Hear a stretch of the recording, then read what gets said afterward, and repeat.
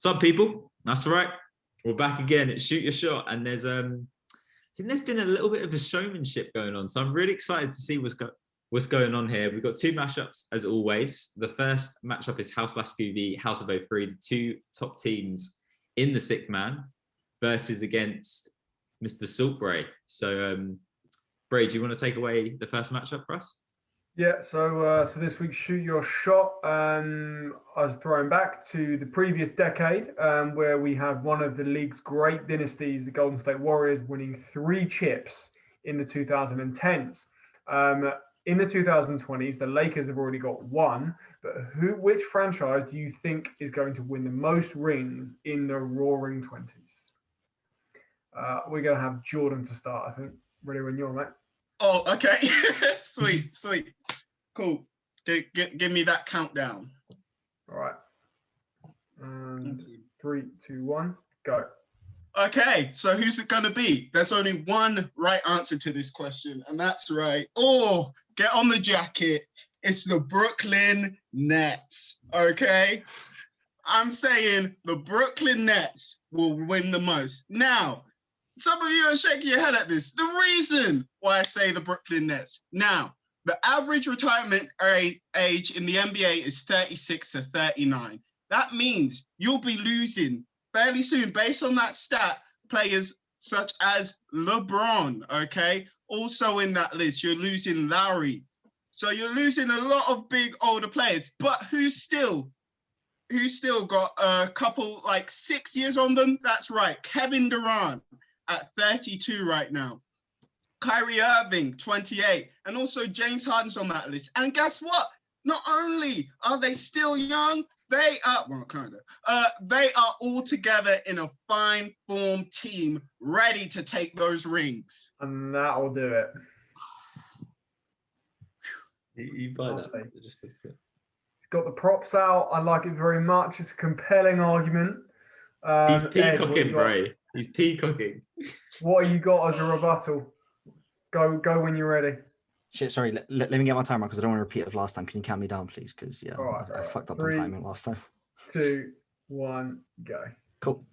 Call me Aubrey because I'm going back to back. I'm going for the Phoenix Suns once again. Now, funny enough, we just spoke about them, so I was giving you guys a little smile when you guys are speaking about the Suns. Now, when we look at Dynasty, we need to look at 2 things: organization and players. Organization, as you mentioned, they got Monty Williams. He's one of only 2 coaches who's part of the Olympic team coaching squad that's in the NBA. The only other one is Tom Tebow. Free agents to look out. Another thing is that they got James Jones in the background, and he is making bold moves. It may not necessarily be the right things, but he is trying different things and seeing what he can do with this Phoenix organization.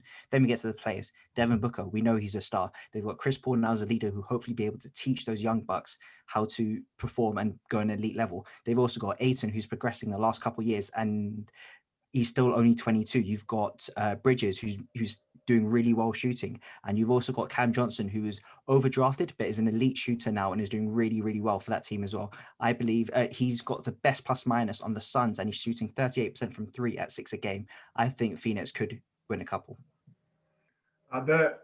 Interesting. Another compelling argument. I like it. I like both of them a lot. I think we can probably agree that at current, the Nets are a little bit further along towards getting a chip, which, gives them the short-term advantage. But in this case, what swayed me is that Team USA, the fact that Monty coaches that Team USA, for sure Devin Booker is going to be part of that whole group. And I think based on that, I love the wild card pick of obviously once Chris Paul retires, as you mentioned, Jordan, the Suns could pick someone else. So Ed's taking this one. George, you might want to throw that in the bin, man. Frozen. He's frozen fury. But he's frozen out by the argument. I was about to say, I bet it's going to look like I rage quit. Can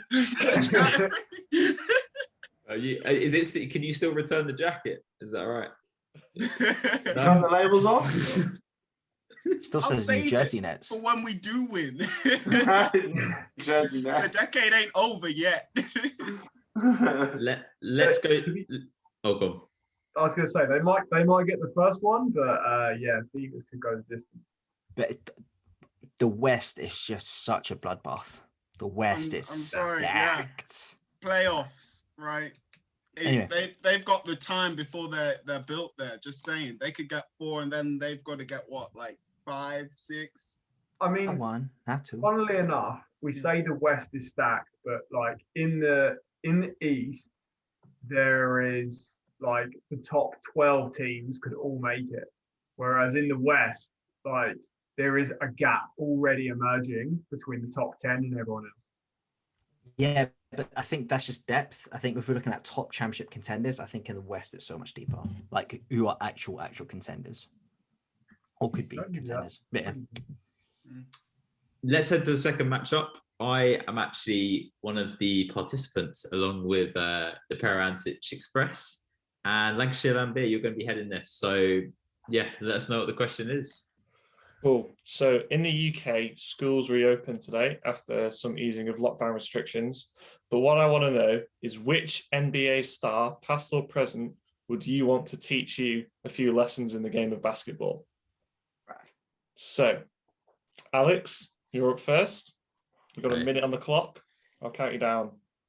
3, 2, 1. Off you go. My pick is Larry Bird.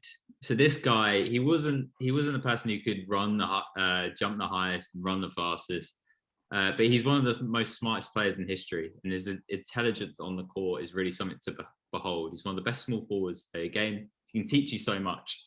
4 times MVP, 3 times champion, 2 times finals MVP. In his career, he averaged 24 points per game, 10 rebounds, 6 assists, 1.7 steals, and 1 blocks. That's great numbers in all major departments. He had shooting splits of 50% from field goal, 38% from free, and 89% from the line. So we all know his jumper is pure. And then he knows how to manage different personalities. He coached the Pacers. They went to 3 straight Eastern Conference finals. He pushed the Bulls to 7 games. He also won Coach of the Year in 1998. And he won Executive of the Year in 2012. So he knows about the business of the game. And then finally, to top it off, he's got confidence now. No! That's my winning. Shit, door's open. You got a decent amount of points in there, though, so I wouldn't worry too much. Wildy, what do you have to follow? You want me to count you down? Count me down, baby. 3, 2, 1, go. All right. So if I'm going to be taught a few lessons by somebody in the NBA, I'm going to want to be taught by somebody who is a similar height to me in the same build, so that he can teach me how he got around some of his, not even defects, that's the wrong word, but limitations in terms of physical attributes. I'm going to sound like a broken record, but it's Chris Paul. The dude is 11-time All-Star, lead the league in steals 6 times, which is now put him 13th overall all time. 9 NBA All-Stars. He's Rookie of the Year. He is somebody who was one of the front leaders of the league in terms of decisions being made, like with the bubble and everything like that. He's also very well versed in the business side of things, and as has been well documented on this show, any team he goes to is better. He actually enjoys having bigger guys switched onto him because it encourages him to shoot the ball higher, making it more likely for the shot to go in. Those kind of little nuggets are incredible, and the kind of things I want to know. Ooh. Well, they were 2 difficult ones. They were both really good arguments, especially because you both kind of spoke about their own playing advantages and then also how they've both coached other people individually. Wildy, I like your little twist on the fact that he's the same build as you, so he knows exactly what you'd need. Yeah. And then Alex, I liked how you mentioned his coaching, and obviously, like, I think you're going to make the point about him, like, running a few teams as well. So he's got levels. He's experienced at all levels of the game. Layers. So, yeah.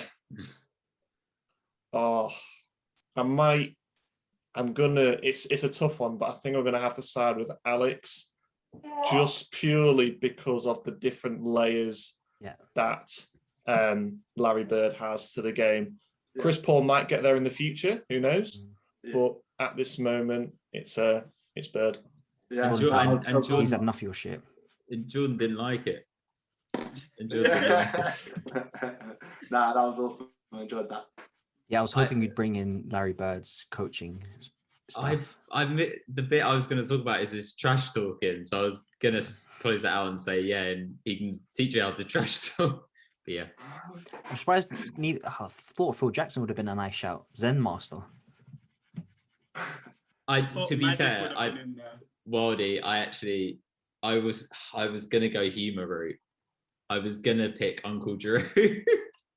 Oh, I was thinking that. Yeah, I was, but I was like, I don't know. Don't reach on blood. No, you made the right call. Shoot your shot. Again, never disappoint. So Ed and I got the wins. Great arguments across the board. So we are going to talk about NBA All-Star, which happened over the weekend. Ed, do you want to lead this segment in terms of like what you want to talk about? Does anybody want to start any key takeaways that they want to bring up about this weekend? Go on, Ed, and I got something. Oh, because the thing I want to talk about is the thing that happened first, if we're doing in chronological order of the actual event, and just I'm not sure if it's just me being a hater, but fuck's sake, Kenny Smith just annoys the fuck out of me most times rather than not. He's so jarring to listen to. Gosh, He's thrown out a lot of shade. Drake sort of violated him. When what's his face? When Drake violated him in the I can't remember if it was the ESPYs or the NBA. I think it was the NBA awards when Drake violated him. It was so good. Yeah, that is the most expendable member. As Shaq said, it ain't about Nick. It's about Kenny walking around like he thinks he is some sort of legend. Like 100% true.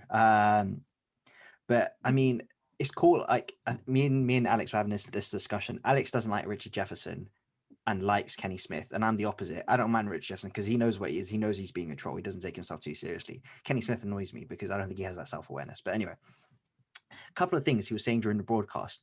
They were talking about the money ball rack, and he was saying, "Oh, how for him? If you're a shooter, just put the money balls anywhere. Like I'm a shooter, I don't care. Put the balls anywhere." I'm like, shut the fuck up. What the fuck are you on about? Like, and then he also said the rose of Kenny Smith. He also said during the skill showdown, so Chris Paul and Luka had a bye, and then all those other bigs, they had to do their thing. He said in a broadcast during the semis, is like, "Oh man, if Chris Paul and Doncic, if neither of them make it to the finals, I'm leaving. I'm taking a taxi home. I'm leaving." And then the first game happens and Luka's there, like lazy, just doing whatever. He loses to Sabonis, and then it's Vooch versus Chris Paul. Chris Paul blows the layup. Vooch hits the three, and then didn't refer to it. And I'm no way, yeah. Kenny, go on, fuck off, leave. Go on, bring someone better in. Like, go on, leave. And then Twitter obviously killed him for it. He didn't leave. He unfortunately was still there, even during the three-point contest. That was just another thing. Oh, what else did he say? Oh, yes. As well, what's so silly about that skills thing is that big guys always win it, and like he should know that. And he said, "Oh man, like point guards should win it." Oh, he also said, "Man, if I was Chris Paul, or if I was a point guard, I'll never let like a center beat me or something in a skills challenge." I'm like, "Fuck off!" Like, and then he was talking about how, like when I was playing in the West, like you had Drexler and you had Jordan, and then you had like one other point guard, one other guard. So like that's why I never made it. I'm like, mate, shut up. You were never like, okay, you're a role player, you did your thing, but like, calm the fuck down. He also said, about Julius Randle, he was like, "Oh, my son, who's like 24, has never seen the Knicks be good. Like in 20 years, the Knicks have never been good." I'm like, hold on. Did you forget what Melo did? Did you forget that they made it to the playoffs? Like, what the fuck are you talking about? Stop clout chasing. And Twitter, again, had to go at him for that as well. But I don't know.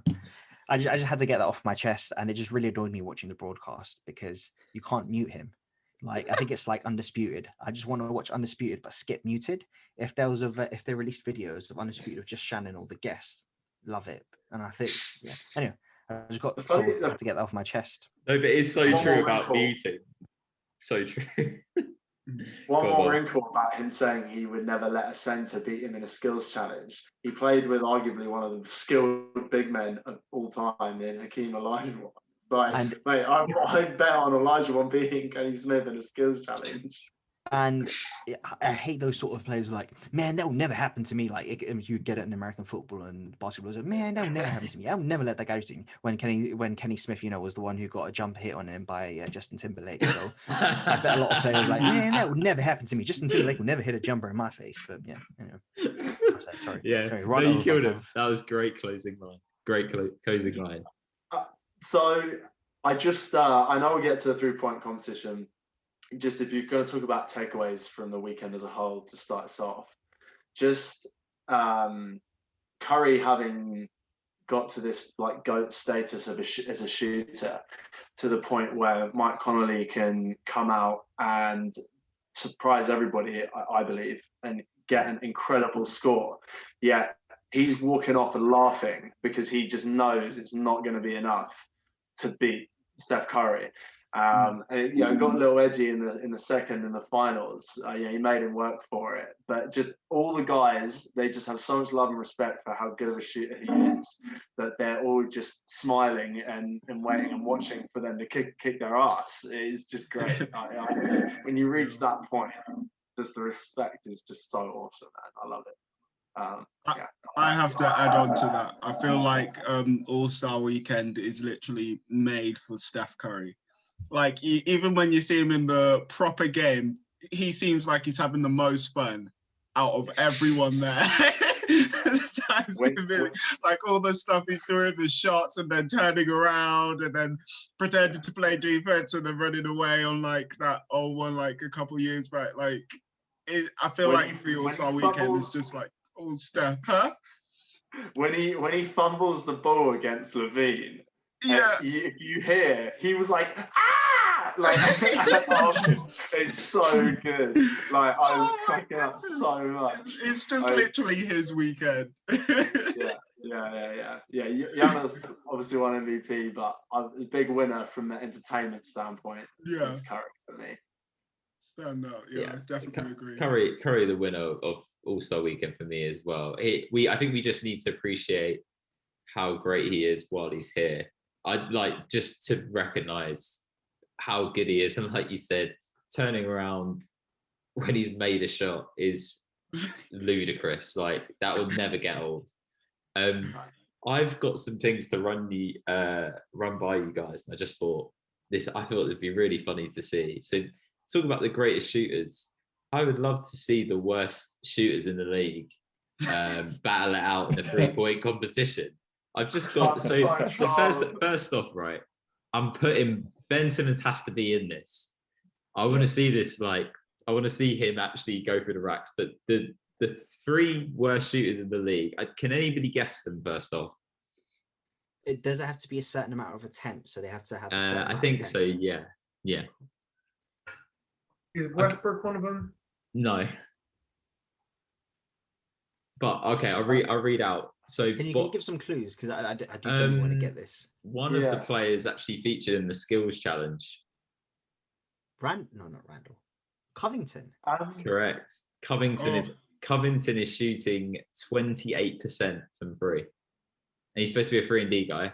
In second place is Wildy's boy from your worst team. I was going to say, is Gary Clark in there? I'm hoping Gary Clark might be there. Wait, hang on. Who's your worst team? Jeremy. Well, it's okay.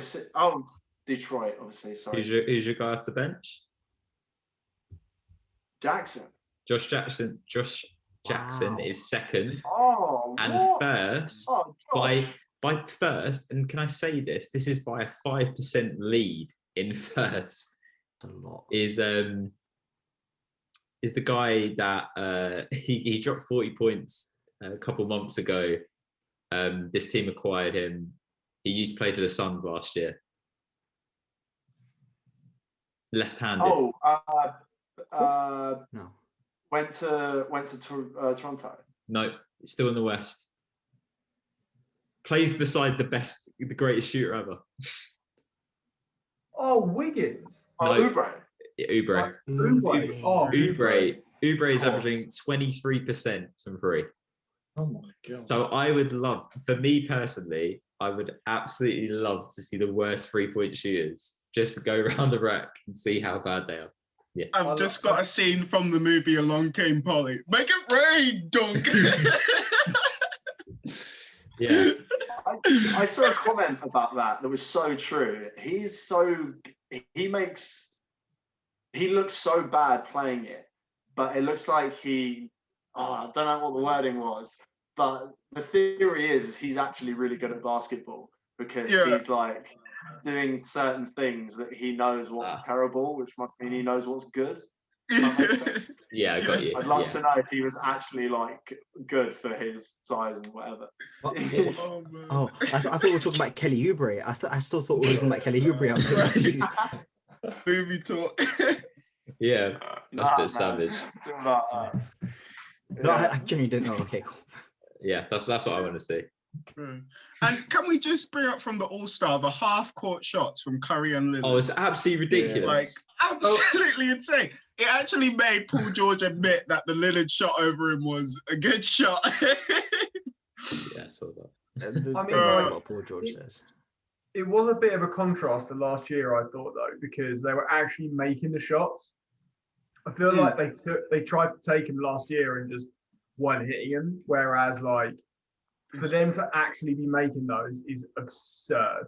And like I love the kind of juxtaposition between the fun, loving Steph Curry laughing, and Dame is just stone cold all the time.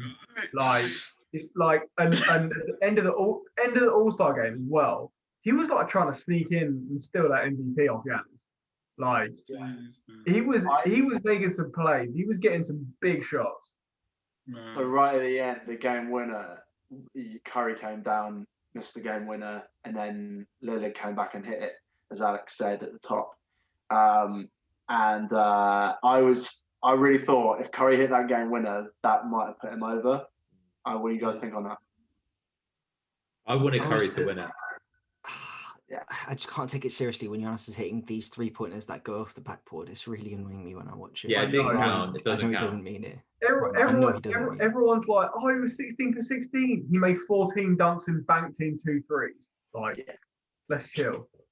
Do you see the commentary like, Giannis, no, yes, Giannis, yes. Yeah. Wildy, I don't know if you guys saw this, but when Lillard had the ball and he was dribbling it up, Steph was waving goodbye. Like he was like, yeah, it's already in. It's nuts. Oh, that's sick. Yes. You can see it. You can see it. Yeah. Search it up. We'll send it later. Yeah. That's bro. That's banging. Like you mentioned about Lillard being stone cold. Did you see it when it cut to Lillard after Curry did the turnaround shot? He had like a Kanye West face look on his head. To be fair though, if you're Lillard, like, because that's the first quarter, it's the start of the game, all the starters are out, you're on the bench. I'd be that's fair. That is fair. Especially as Luka actually didn't turn up to any part of All-Star weekend. Just phoning it in. Like I respect it because they need rest, but he just didn't turn up at all. He played like quite a lot. He played a fair few minutes in that All-Star game, but you just didn't realize he was out there. Yeah, yes. I didn't realize at all. Correct. Yeah. Also Zion. Oh no! Must have been out. Poor guy. They must have been drinking because they weren't ready. He's a great kid. He's going to be an amazing player. I just found it so funny. Like I just started laughing. I was like, "Oh, it's so bad." Yeah. Zach Levine. We laugh with love. We laugh with love. Zach Levine was definitely out drinking. You saw in his eyes, bro. Dude. His eyes look real. Yeah. Matt, what did you think? Like, which All-Star is this for you? Like, how many All-Stars have you watched? Like, where does it rank? It's probably like the 4th maybe I've watched. I like the alley-oops that they did to like Chris Paul and Steph did to each other. Yeah, that was pretty sick when they were doing that. You sort of forget like how athletic every player is because Chris Paul doesn't do that on a day-to-day basis, and then when he does that, you're like, oh my. Yeah. Like, Steph Curry's 6'4" as well. Like you never think he's that tall. Yeah, but yeah, like it seemed different. From what I saw of the dunk contest, obviously didn't seem as good as last year's one with Aaron Gordon, but hey, you're not going to get it every dunk contest isn't going to be unbelievable. But yeah, the three-point contest was like end of the day, went to the last shot, didn't it, for Steph to get the win. So yeah, it's still just as entertaining. Obviously, they're missing the fans though, so once they're back, it'll be much better. Yeah, so All-Star, great points. Obviously, Chef Curry, the GOAT, I think he stole the spotlight, but Giannis ends up going with the MVP. But now we're getting to nitty gritty where the real winning matters.